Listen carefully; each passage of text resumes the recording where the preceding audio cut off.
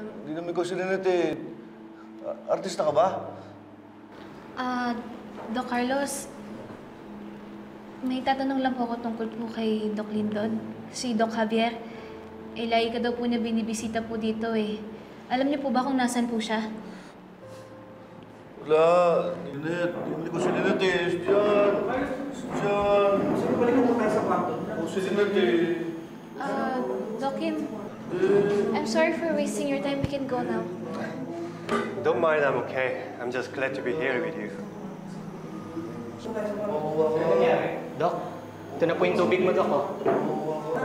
Doc, ito na yung tubig mo. Ano ba? Bakit hindi ka nag-iingat? Sorry po, Doc. Hindi ko po sinasadya. Papalitan ko na lang po.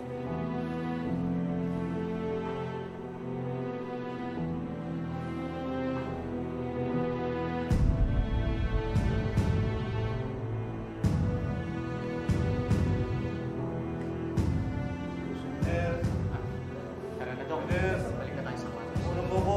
Si Lynette.